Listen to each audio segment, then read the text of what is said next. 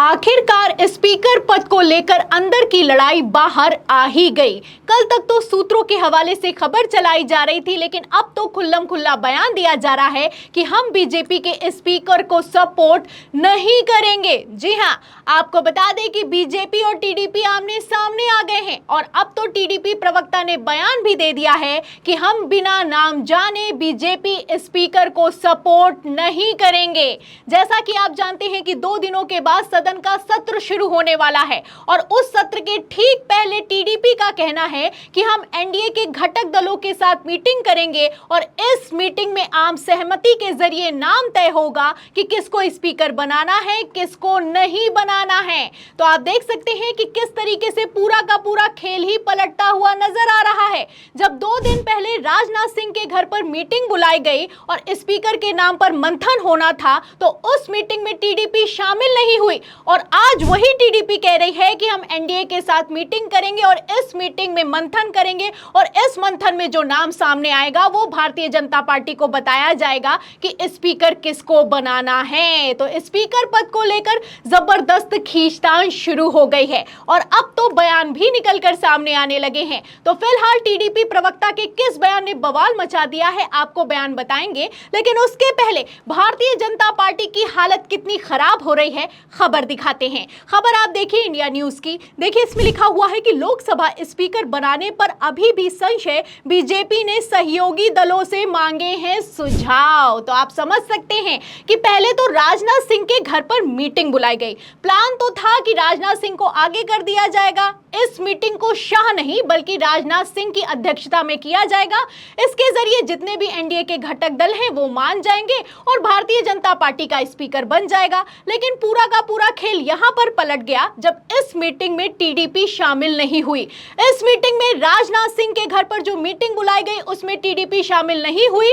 जो TDP speaker पद का मांग कर रही थी वही टीडीपी स्पीकर के मंथन की मीटिंग में शामिल नहीं हुई। उसके बाद से बवाल मचा हुआ है। आपको बता दें कि इस मीटिंग में जेडीयू के नेता तो पहुंचे और जेडीयू ने सपोर्ट भी कर दिया है भारतीय जनता पार्टी को, लेकिन टीडीपी अब एक तरीके से खुली बगावत पर उतर आई है। क्योंकि मैं आपको बता दूं कि स्पीकर पद के लिए जितने भी नाम आगे किए गए हैं वो सारे के सारे भारतीय जनता पार्टी के नेता हैं।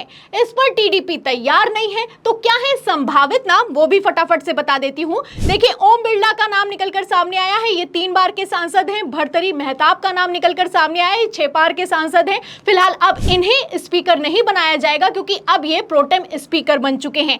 आगे देखिए राधा मोहन सिंह का नाम निकलकर सामने आया है, बीजेपी से हैं, 6 बार के सांसद हैं और डी पुरेंदेश्वरी ये भी 3 बार की सांसद हैं। तो आप देख सकते हैं कि सारे के सारे नेता भारतीय जनता पार्टी के हैं। अब इस पर टीडीपी राजी नहीं है। टीडीपी का कहना है कि बीजेपी का स्पीकर अगर बनाना भी है तो पहली बात तो हमें नाम बताइए, और अगर आप नाम नहीं बता रहे हैं तो आम सहमति के जरिए अब स्पीकर बनाया जाएगा। टीडीपी ने शर्त रख दी है और उसी के साथ टीडीपी प्रवक्ता का बयान निकलकर सामने आया है जिसने बीजेपी की टेंशन बढ़ाने का काम किया है। खबर भी मौजूद है, खबर देखिए न्यूज़ 24 की। इसमें लिखा भी है कि स्पीकर को लेकर बीजेपी एनडीए फंसी, चंद्रबाबू नायडू ने शर्त रख बढ़ाई टेंशन। टीडीपी प्रवक्ता का बड़ा बयान निकलकर सामने आया है। तो टीडीपी के प्रवक्ता ने क्या बयान दिया है, एक एक लाइन को ध्यान से सुनिएगा, क्योंकि टीडीपी प्रवक्ता ने साफ कह दिया है कि हम एनडीए के घटक दलों के साथ मीटिंग करेंगे और इस मीटिंग के बाद हम तय करेंगे कि किसको स्पीकर बनाना है।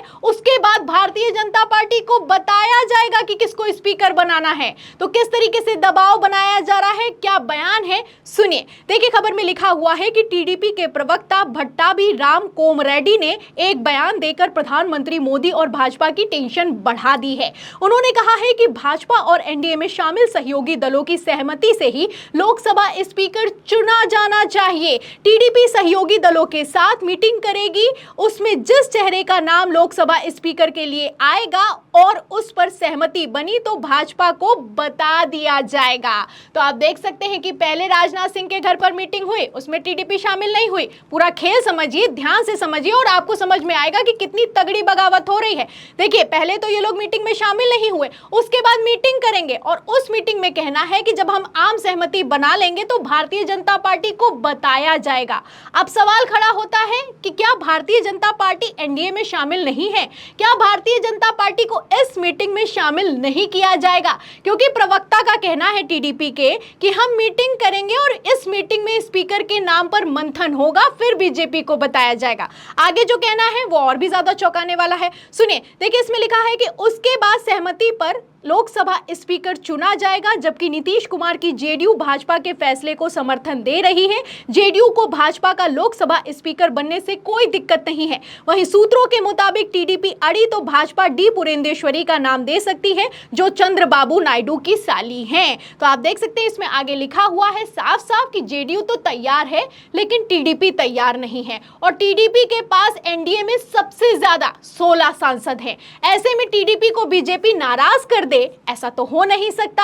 आपको बता दें कि टीडीपी की तरफ से साइलेंट गेम खेला जा रहा है। टीडीपी की तरफ से साफ कर दिया गया है कि जब तक भारतीय जनता पार्टी किसी का नाम नहीं बताएगी, हम उस स्पीकर को सपोर्ट नहीं करेंगे। देखिए खबर भी मौजूद है, इसमें लिखा भी है कि स्पीकर पर टीडीपी का साइलेंट गेम, बिना नाम जाने समर्थन नहीं देना चाहती डी पुरेंदेश्वरी का नाम उछाला जा रहा है। तो डी पुरेंदेश्वरी का नाम उछाला तो जा रहा है, लेकिन डी पुरेंदेश्वरी जो कि चंद्रबाबू नायडू की साली हैं, उनको भी स्पीकर बनाया जाएगा या फिर कि नहीं बनाया जाएगा, इस पर भी अभी तक आधिकारिक मोहर नहीं लगी है। और ये खेल टीडीपी अच्छे से समझती है, इसीलिए टीडीपी तैयार नहीं है और भारतीय जनता पार्टी बैकफुट पर नजर आ रही है।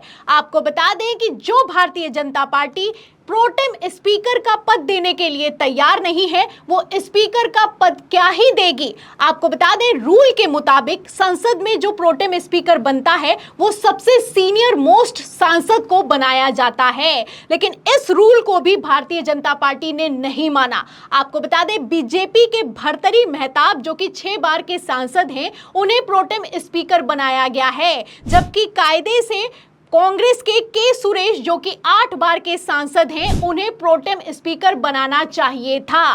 तो जो बीजेपी प्रोटेम स्पीकर का पद नहीं दे रही है, वो स्पीकर का पद क्या ही देगी दूसरी पार्टी को। आप समझ सकते हैं बीजेपी चारों तरफ से फंस गई है और भारतीय जनता पार्टी को फंसाने का काम किया है टीडीपी ने। फिलहाल राहुल गांधी ने भी कह दिया है कि भारतीय जनता पार्टी को स्पीकर अपना ही बनाना है, इनको कोई फर्क नहीं पड़ता कि देश में क्या चल रहा है, ये लोग सिर्फ इसी जुगत में लगे हुए हैं कि इनकी सरकार किसी तरीके से निकल जाए।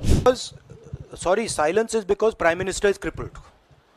Right now, Prime Minister's main agenda is the Speaker. So he's not bothered about NEET. He's not bothered about all these things. He's bothered about कि भैया मेरी सरकार निकल जाए यहाँ से और मेरा स्पीकर बन जाए.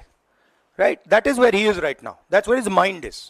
तो सुना आपने, राहुल गांधी का बयान निकलकर सामने आया है कि मोदी जी को इन सबसे कोई फर्क नहीं पड़ता कि पेपर लीक हो रहा है, दुनिया भाड़ में जाए, उन्हें सिर्फ इस बात से फर्क पड़ता है कि हमारी सरकार निकल जाए और स्पीकर हमारा बन जाए। तो ऐसे में बीजेपी कितने टेंशन में दिखाई दे रही है, समझने वाले अपने आप में समझते हैं। अब ऐसे में सवाल ये खड़ा होता है कि अगर भारतीय जनता पार्टी का स्पीकर नहीं बना तो बीजेपी का क्या होगा, और अगर मान लीजिए कि टीडीपी ने दबाव बनाकर स्पीकर पद ले लिया तो क्या जेडीयू बगावत कर देगी, क्योंकि जेडीयू ने बीजेपी के स्पीकर को सपोर्ट किया है ना कि टीडीपी के। तो आपसी कितनी तगड़ी खींचतान मची हुई है, आप बयानों से खबरों से अंदाजा लगा सकते हैं। ऐसे हालातों में अगर सबसे बुरा हाल किसी का है तो वो है भारतीय जनता पार्टी। तो फिलहाल आपको क्या लगता है, क्या स्पीकर पद को लेकर पेच फंस गया है? क्या सदन के सत्र के ठीक पहले ही बगावत हो जाएगी? और सबसे बड़ा सवाल, आपको क्या लगता है कि स्पीकर किस पार्टी का बनने वाला है? जो भी आपकी राय है हमें कमेंट बॉक्स में जरूर लिखें, वीडियो को ज्यादा से ज्यादा शेयर करें, सब्सक्राइबर बटन दबाएं, हमारे चैनल को लाइक करें, सब्सक्राइब करें, ज्वाइन करें। फिर मिलते हैं अगली खबर के साथ, तब तक के लिए धन्यवाद।